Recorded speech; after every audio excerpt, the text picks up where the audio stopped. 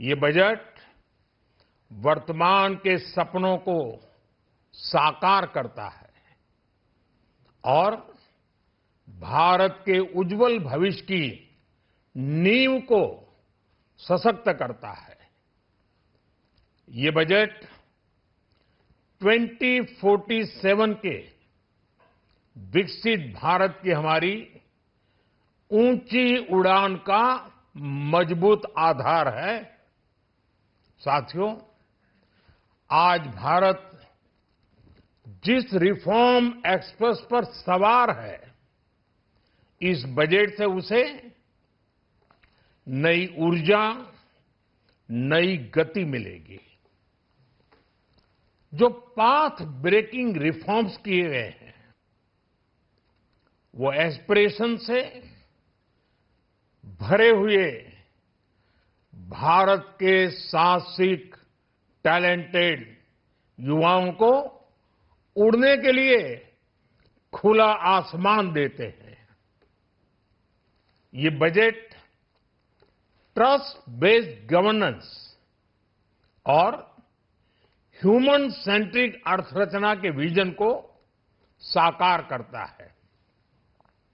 एक ऐसा unique budget है जिसमें फिस्कल डेफिसिट कम करने, इन्फ्लेशन कंट्रोल करने पर फोकस है और इसके साथ ही बजट में हाई कैपेक्स और हाई ग्रोथ का भी समन्वय है। साथियों, ये बजट भारत की वैश्विक भूमिका को नए सिरे से सशक्त करता है। भारत के 140 करोड़ नागरिक फास्टेस्ट ग्रोइंग इकोनॉमी बनकर ही संतुष्ट नहीं है।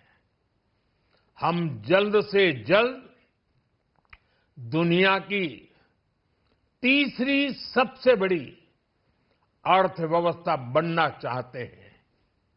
ये करोड़ों देशवासियों का संकल्प है। दुनिया के एक ट्रस्टेड डेमोक्रेटिक पार्टनर और ट्रस्टेड क्वालिटी सप्लायर के रूप में भारत की भूमिका लगातार बढ़ रही है। हाल में जो बड़ी बड़ी ट्रेड डील्स भारत ने की है, मदर ऑफ ऑल डील्स, उसका मैक्सिमम बेनिफिट भारत के युवाओं को मिले, भारत के लघु और मध्यम उद्योग वालों को मिले, इस दिशा में बजट में बड़े बड़े कदम उठाए गए हैं। साथियों, इस बजट में मेक इन इंडिया और आत्मनिर्भर भारत अभियान को नई रफ्तार के लिए महत्वाकांक्षी रोड मैप प्रस्तुत किया गया है। इस बजट में नई उभरती इंडस्ट्रीज यानी सनराइज सेक्टर्स को जिस मजबूती के साथ समर्थन दिया गया है, वह अभूतपूर्व है। Biopharma Shakti mission, semiconductor mission 2.0, electronic component manufacturing scheme, rare earth corridor का निर्माण, क्रिटिकल मिनरल्स पर बल, टेक्सटाइल सेक्टर में नई स्कीम, हाईटेक टूल मैन्युफैक्चरिंग को बढ़ावा, चैंपियन एमएसएमईज तैयार करना, ये फ्यूचरिस्टिक है, देश की वर्तमान और भविष्य की आवश्यकताओं का ध्यान रखती है। एमएसएमईज को, हमारे लघु और कुटीर उद्योगों को जो समर्थन इस बजट में मिला है, वह उन्हें लोकल से ग्लोबल बनने की नई ताकत देगा। साथियों, बजट में इंफ्रास्ट्रक्चर को मजबूत करने के लिए कई बड़े कदम उठाए गए हैं।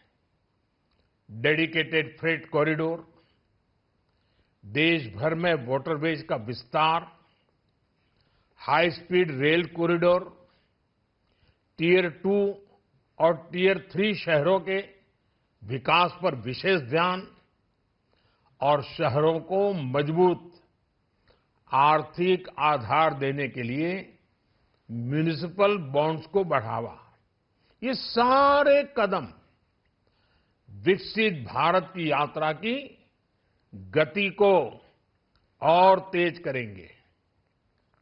साथियों, किसी भी देश की सबसे बड़ी पूंजी उसके नागरिक होते हैं। बीते वर्षों में हमारी सरकार ने देश के नागरिकों के सामर्थ्य को बढ़ाने पर अभूतपूर्व निवेश किया है। हमारा प्रयास स्किल, स्केल और सस्टेनेबिलिटी को निरंतर बल देने का रहा है। जैसा कि आज पार्लियामेंट में निर्मला जी ने कहा है, यह युवा शक्ति बजट है। उसमें युवा की सोच भी है, युवा के सपने भी हैं, युवा का संकल्प भी है और साथ साथ युवा की गति भी है। बजट में जो प्रावधान किए गए हैं, उससे अलग अलग सेक्टर्स में लीडर्स, इनोवेटर्स और क्रिएटर्स तैयार होंगे।